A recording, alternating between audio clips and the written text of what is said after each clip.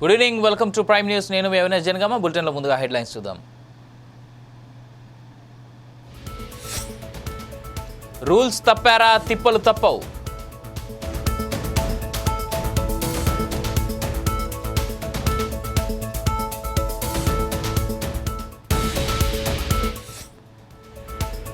EPF సులభతరం, ఆఫీసుల చుట్టూ తిరిగే పనే లేదు.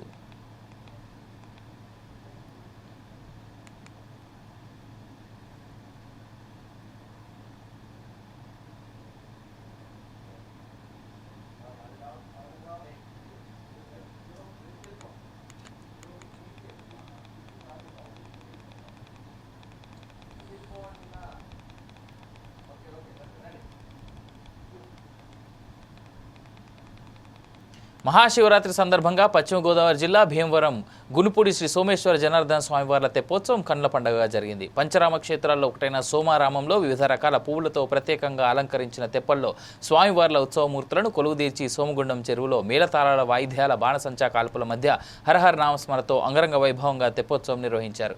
తెప్పోత్సవం జరుగుతున్న సమయంలో బాణసంచా కాల్పులు ప్రత్యేక ఆకర్షణగా నిలిచాయి. తెప్పోత్సవాన్ని తిలకించడానికి వేలాదిగా భక్తులు తరలివచ్చారు.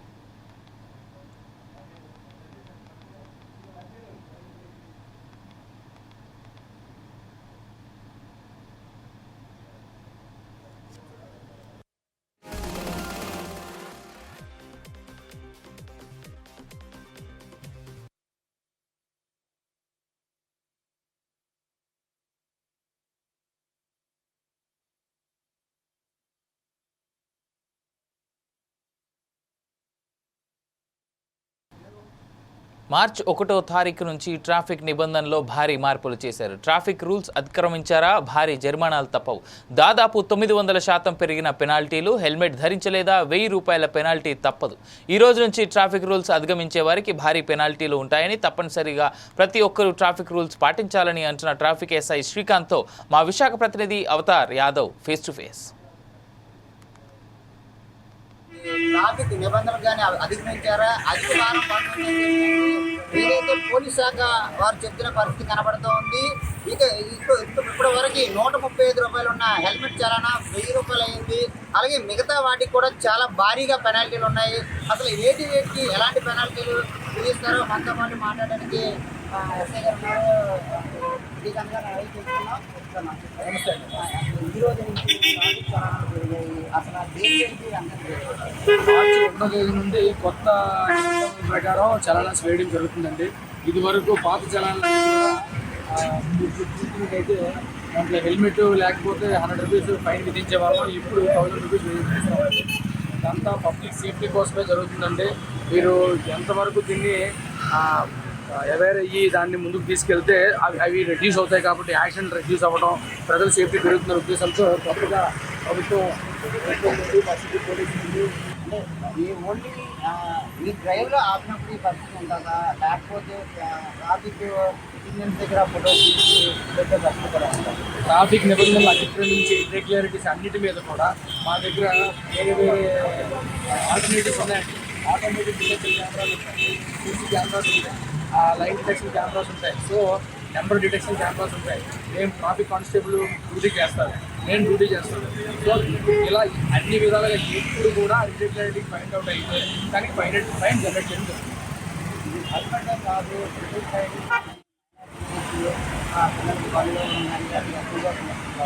అలాగే రాత్రులు కూడా రేసు కూడా పెట్టుబడి వెళ్తున్న పరిస్థితి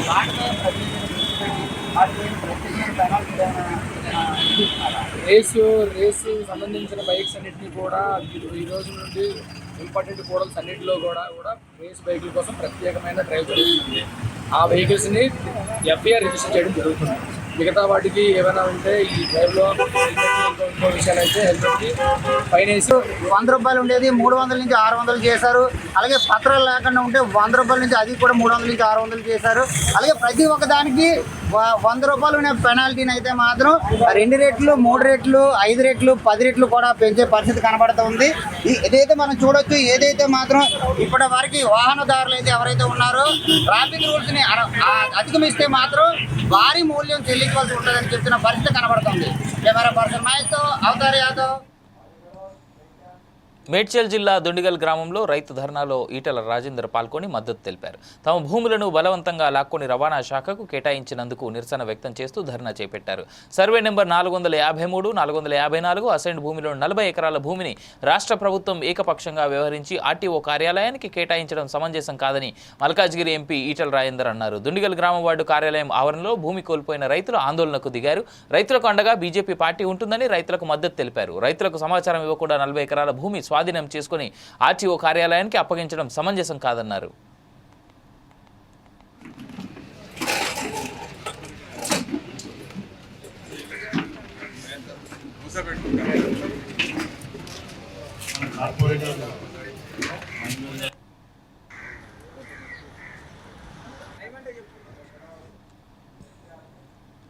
వాహనదారులు ట్రాఫిక్ నియమాలు పాటించకపోతే భారీగా పెరిగిన మూల్యం చెల్లించాల్సి వస్తుందని భీమవరం ట్రాఫిక్ ఎస్ఐ గగారిన్ తెలిపారు. రాష్ట్రంలో వాహనదారులు పాటించవలసిన నియమ నిబంధనలు పాటించకపోతే హైకోర్టు ఆదేశాలతో భారీగా పెరిగిన చలాన్లు చెల్లించవలసి వస్తుంది అన్నారు. హైకోర్టు ఆదేశాలతో వాహనదారులు గతంలో చెల్లించిన రుసుముల కంటే భారీగా పెరగడం జరిగిందని, దీనిని దృష్టిలో ఉంచుకుని ప్రతి ఒక్కరూ నియమ నిబంధనలు పాటించాలని, అతిక్రమించిన వారికి భారీగా చలాన్లు వేయడం జరుగుతుందని, అది 2025 మార్చి 1 అనగా ఈ రోజు నుంచి అమల్లోకి వచ్చిందన్నారు. వాహనదారుడే కాక వెనకాల కూర్చున్న వ్యక్తి కూడా హెల్మెట్ ధరించాలని, అలా హెల్మెట్ ధరించకుండా వాహనాలు నడిపితే భారీగా చలానాలు వేయడం జరుగుతుందని అన్నారు. మన హైకోర్టు ఉత్తర్వు ప్రకారం ఈ రోజు నుండి కొత్త చలానా జరిమానాలు విధించడం జరుగుతుంది. కావున ప్రజలందరూ అప్రమత్తంగా ఉండి ఈ యొక్క ఫైన్లు బాగా ఎక్కువగా ఉన్నాయి. దానివల్ల మీరందరూ కూడా మీ వాహనాల యొక్క దానికి సంబంధించిన రికార్డు కాగితాలు అన్నీ భద్రపరుచుకుని జాగ్రత్తగా దగ్గర ఉంచుకొని, ప్లస్ మీరు హెల్మెట్ తప్పనిసరిగా ఉపయోగించి మీ ప్రాణాన్ని కాపాడుకోవాలి. హెల్మెట్కి వచ్చి 1000 రూపాయలు పడుతుంది. హెల్మెట్ లేకపోతే వెనకాల కూర్చున్న డ్రైవర్ కాకుండా మోటార్ సైకిల్ తోలి వెనకాల కూర్చున్న వాళ్ళు కూడా హెల్మెట్ పెట్టుకోవాలి. ఎవరికి లేకపోయినా ఫైన్ వేస్తారు. అలాగే ఈ కొత్త ఫైన్లు ఈ రోజు నుంచి అమల్లోకి వస్తున్నాయి కాబట్టి ప్రజలు గుర్తించి మీరు తగు జాగ్రత్తలు తీసుకోవాల్సిందిగా కోరుతున్నాను. మన నెల్లూరులో ఎన్టీఆర్ భరోసా సామాజిక పింఛన్ల కార్యక్రమంలో మంత్రి నారాయణ పాల్గొన్నారు. నగరంలోని 54వ డివిజన్ భగత్ సింగ్ కాలనీలో మంత్రి పింఛన్లను పంపిణీ చేశారు. రాష్ట్ర వ్యాప్తంగా పింఛన్ల పంపిణీ పండుగ వాతావరణాన్ని తలపిస్తుందని మంత్రి అన్నారు. సీఎం ఆదేశాలతో 99% పింఛన్లను పంపిణీ చేస్తున్నామన్నారు. గతంలో వైసీపీ ప్రభుత్వం పింఛన్ల కోసం వృద్ధులను, మహిళలను, వికలాంగులను సచివాలయాల చుట్టూ తిప్పుకునేదని విమర్శించారు. ఎప్పుడు వస్తుందా అని వెయిట్ చేస్తున్నారు. అన్న ప్రకారం ఈరోజు 99% పైన పెన్షన్స్ 1వ తేదీ ఇస్తున్నారు. అదే జగన్మోహన్ రెడ్డి మన ఎలక్షన్స్ ముందు ఇంటింటికి పెన్షన్స్ ఇవ్వమని తెలుగుదేశం ప్రభుత్వం ఆ రోజు చెప్తే అది ఇవ్వటానికి కుదరదు, అందరూ సచివాలయాలకు రండని ఆ ఎండలు వృద్ధులందరినీ యాక్చువల్గా సచివాలయానికి పిలిపించారు. అక్కడ ఇవ్వడం జరిగింది. కొందరు చనిపోవటం కూడా జరిగింది. ఇవ్వలేము, కుదరదు అని చెప్పాడు. అలా ఇంటికి పోయి ఇవ్వటం కుదరదని. కానీ ఈరోజు ఎలా కుదురుతుందండి? ఈరోజు ముఖ్యమంత్రి నారా చంద్రబాబు నాయుడు గారు వారికి ఉన్న అపార అనుభవంతో ఎందుకు కుదరదని, ఎలా చేయాలనేది ఒక దిశానిర్దేశం ఇచ్చారు. ఈరోజు చక్కగా ఒక్క రోజులో 99.9% ఇచ్చేస్తున్నారు. ఇది ఒక అనుభవం ఉన్న నాయకుడికి, అనుభవం లేని నాయకుడికి ఉన్న వ్యత్యాసం. నిన్న బడ్జెట్ పెట్టారు. బడ్జెట్లో ఎక్కువ ప్రాధాన్యత ఎవరికి ఇచ్చారు? ఎస్సీలు, ఎస్టీలు, బీసీలు. గత ప్రభుత్వం మాది పేదల ప్రభుత్వం, పేదలకని చెప్తున్నది. మాటలు చెప్తే ఏం లాభం? చేతుల్లో ఉండాలి. అందుకని నిన్న బీసీలకి పెద్ద పెట్టేశారు. బీసీలకి బడ్జెట్లో పెద్ద పెట్టేశారు. అంతేకాకుండా ఎలక్షన్స్కి ముందు మేనిఫెస్టోలో ఏదైతే చెప్పారో అందులో ఒక్కొక్కటి నెరవేరుస్తూ వస్తున్నారు. పెన్షన్స్ రాగానే పెన్షన్స్ ఇచ్చారు. ఆ ఇవ్వటం కూడా ఏంది, అరియర్స్తో కూడా ఇస్తానని చెప్పారు ముఖ్యమంత్రి గారు. అరియర్స్తో కూడా ఇస్తానని మొదటి నెలలో అరియర్స్తో కూడా ఇచ్చారు. ఎవరు ఎక్స్పెక్ట్ చేయాల? ముఖ్యమంత్రి గారు అరియర్స్తో కూడా ఇస్తానంటే ఎవరు నమ్మలా. కానీ మొదటి నెలలో ఇచ్చేశారు. తర్వాత ఏదైతే 4000 చేస్తానన్నారు, వికలాంగులకు 6000 చేస్తానన్నారు, బెడ్ మీద లేని వాళ్ళు ఎవరైతే ఉండారో వాళ్ళు 15 అన్న ప్రకారం చేశారు. అంతేకాకుండా ఈరోజు అన్నా క్యాంటీన్ స్టార్ట్ చేశారు. 200 అన్నా క్యాంటీన్ చక్కగా 2,25,000 మంది చక్కగా భోంచేస్తుంటే 2014-19లో జగన్మోహన్ రెడ్డి అవన్నీ క్లోజ్ చేశాడు. ఎందుకు క్లోజ్ చేశాడు ఎవరు తెలుసు. దాన్ని శాడిజం అంటారు. 5 రూపాయలకి చక్కగా ప్రతి పూటకి చక్కటి భోజనం పెడుతుంటే 204 అన్నా క్యాంటీన్లు రోజుకు 2 లక్షల. నెల్లూరు జిల్లా సంఘం సొసైటీలో ధాన్యం కొనుగోలు కేంద్రాన్ని జిల్లా వ్యవసాయ అధికారి సత్యవాణి పరిశీలించారు. ధాన్యం కొనుగోలులో వస్తున్న పలు సమస్యల గురించి సిబ్బందిని అడిగి తెలుసుకున్నారు. రైతులకు ఇబ్బందులు తలెత్తకుండా చర్యలు తీసుకోవాలని సిబ్బందికి సూచించారు. రైతులతో సమావేశం నిర్వహించారు. రైతులు తప్పనిసరిగా ధాన్యం కొనుగోలు కేంద్రాలు సద్వినియోగం చేసుకోవాలని కోరారు.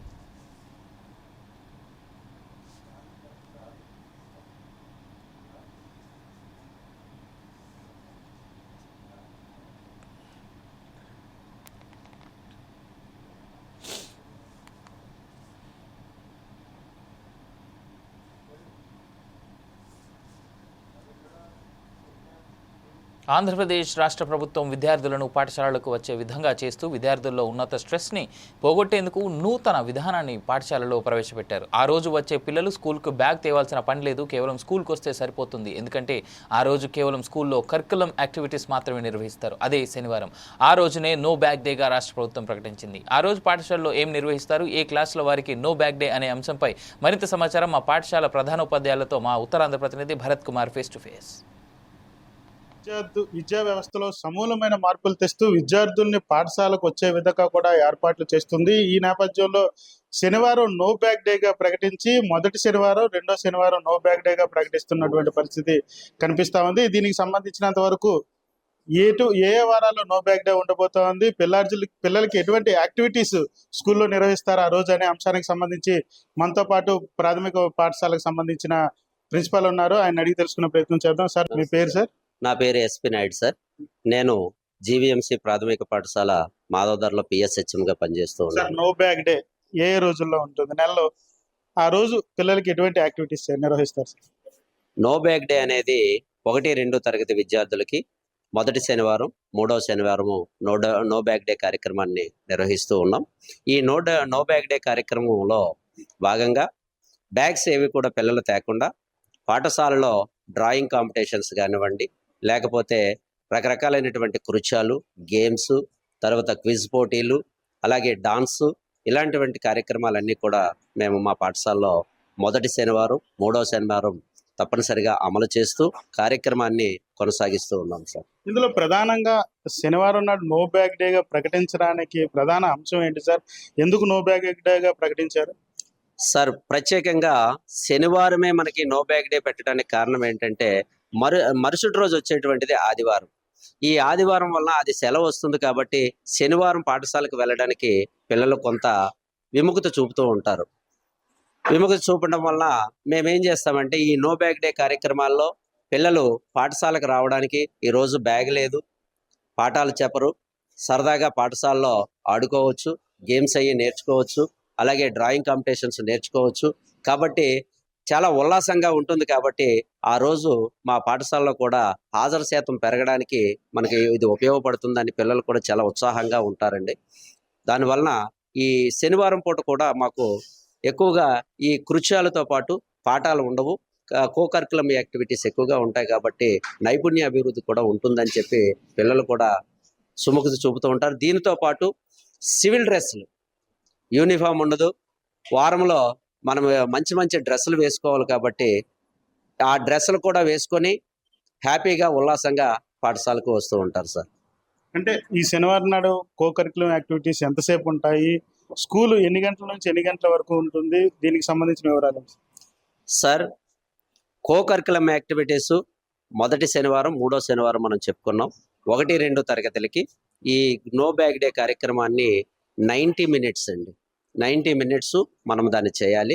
దాంతోపాటు ఈ 90 మినిట్సే కాకుండా మనం ఈవినింగ్ టైం కూడా మనం గ్రౌండ్లో ఈ పిల్లలందరికీ కూడా గేమ్స్ అవి కూడా మనం నేర్పుతూ ఉంటామండి. పిల్లలు కూడా ఆడుకుంటూ ఉంటారు, చాలా సరదాగా ఎంజాయ్ చేస్తూ ఉంటారు సార్. ఇది 90 మినిట్స్ సార్. అది ఏదైతే పాఠశాలకి దూరం అవుతున్నటువంటి విద్యార్థులు కానీ, మరొక వైపు పాఠశాలకు వచ్చేటటువంటి విద్యార్థులకి తర్వాతి రోజు ఆదివారం కావడంతో ముందు రోజు వచ్చేందుకు సుముఖత చూపకపోవడంతో నో బ్యాగ్ డేని తీసుకొచ్చారు. అదేవిధంగా 1-2 తరగతుల్లో ఉన్నటువంటి విద్యార్థుల్లో స్ట్రెస్ తగ్గేందుకు ఈరోజు గేమ్స్తో పాటుగా వృత్తి నైపుణ్యానికి సంబంధించినంత వరకు కో కరిక్యులం యాక్టివిటీస్ కూడా నిర్వహిస్తామంటూ కూడా పాఠశాలకు సంబంధించిన ప్రిన్సిపల్ చెప్తున్నటువంటి సిచ్యువేషన్ అయితే కనిపిస్తూ ఉంది. కెమెరా పర్సన్ మహేష్తో భరత్, 4 టీవీ. ఏపీ ముఖ్యమంత్రి చంద్రబాబు నాయుడు ఎన్నికల ముందు సూపర్ 6 పేరుతో ప్రజలకు ఇచ్చిన హామీలు అమలు చేయడంలో విఫలమయ్యారని ఏఐటీయూసీ చింతలపూడి ఏరియా గౌరవ అధ్యక్షుడు టీవీఎస్ రాజు ఆందోళన వ్యక్తం చేశారు. ఇచ్చిన హామీలను అమలు చేయమని ప్రజల ఆందోళన చేస్తుంటే ఆంధ్రప్రదేశ్ ఆర్థిక పరిస్థితి బాగుండలేదని, నేడు ఆర్థిక పరిస్థితి బాగోలేదన్న చంద్రబాబు నాయుడికి ఎన్నికల ముందు ఆంధ్రప్రదేశ్ ఆర్థిక పరిస్థితి గురించి తెలియదా అని ప్రశ్నించారు. మహిళలకు అందరికీ కూడా ఆర్టీసీ బస్సులో ఉచిత ప్రయాణ సౌకర్యం కల్పిస్తానని హామీ ఇచ్చాడు. అలాగే ప్రతి మహిళలకు కూడా ఏడాదికి 15,000 రూపాయలు బ్యాంక్ ఖాతాలో జమ చేస్తానన్నాడు. అలాగే నిరుద్యోగ యువతకు, ఉద్యోగం రానటువంటి యువతకు ప్రతి నిరుద్యోగ యువకుడికి కూడా నిరుద్యోగ భృతి నెలకు 3,000 రూపాయలు ఇస్తానని ప్రకటించాడు. ఇలా ఆయన చెప్పుకుంటా పోతే అనేకమైన సంక్షేమ పథకాల ప్రజల ముందు ఆశలు కల్పించి అడియాసలు చేసి ప్రజలను దగా చేశాడు, మోసం చేశాడు. ఎందుకు చెప్తున్నానంటే వాళ్ళు ఏమంటున్నాడంటే ఈ పథకాలు వస్తాయని ఆశించినటువంటి ఘట్కేసర్ మండలం అంకుషాపూర్ సంక్షేమ మహిళా ఆర్మీ కళాశాల వద్ద ఉద్రిక్తత నెలకొంది. కళాశాల ముందు బైఠాయించిన విద్యార్థినులు, తల్లిదండ్రులు భువనగిరి బీబీనగర్ మండలం రహీం ఖాన్ గూడ సంక్షేమ మహిళా ఆర్మీ కళాశాల తరలింపుపై విద్యార్థి తల్లిదండ్రులు ఆగ్రహం వ్యక్తం చేశారు.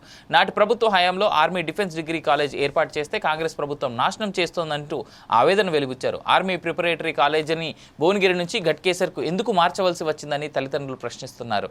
అరకొర సౌకర్యాలతో విద్యార్థుల జీవితాలతో ప్రభుత్వం చెలగాటమాడుతోందంటూ ఆగ్రహం చెందారు. ఆర్మీ కళాశాల విద్యార్థులకు ఫిజికల్ ట్రైనింగ్ లేదన్నారు. కళాశాలలో ట్రైనింగ్ పరికరాలు వృధాగా పడి ఉన్నాయన్నారు. మహాత్మా గాంధీ యూనివర్సిటీ విద్యార్థులను ఉస్మానియా యూనివర్సిటీ విద్యార్థులతో కలిపి భవిష్యత్ నాశనం చేస్తున్నారని ఆరోపణ వ్యక్తం చేశారు.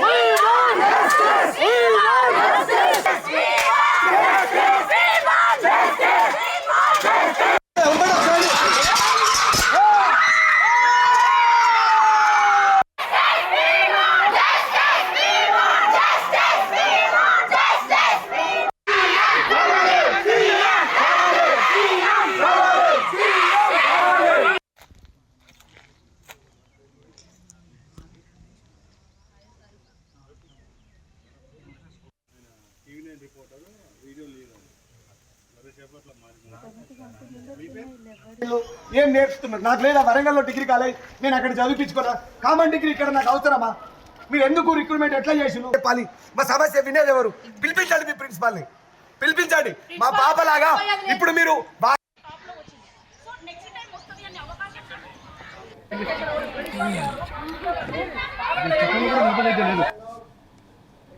అంబేద్కర్ కోనసీమ జిల్లా కొత్తపేట ప్రియదర్శిని బాలవిహార్లో జరిగిన జాతీయ విజ్ఞాన శాస్త్ర ప్రదర్శనలో పిల్లలు ఎంతో శ్రద్ధాశక్తులతో పాల్గొన్నారు. తల్లిదండ్రులు, టీచర్లు ప్రధాన అంశాల తయారీలో పిల్లలకు సహకరించారు. పిల్లలు వాళ్ళు ఆకలింపు చేసుకున్న రీతిలో వివిధ అంశాలను తయారు చేశారు. సైన్స్ ఎగ్జిబిషన్లు పిల్లల్లో వివిధ పని నైపుణ్యాలను పెంచుతాయి. బాలవిహార్ శాస్త్ర సాంకేతిక రంగాల విశిష్టతలు పిల్లలకు చిన్ననాటి నుంచి అనుభవపూర్వకంగా అర్థమయ్యేలా తప్పనిసరిగా సైన్స్ ఎగ్జిబిషన్లు నిర్వహిస్తూ ఉంటుంది. సాధ్యమైనంత ఎక్కువ మంది పిల్లలు పాల్గొనేలా చేస్తుంది.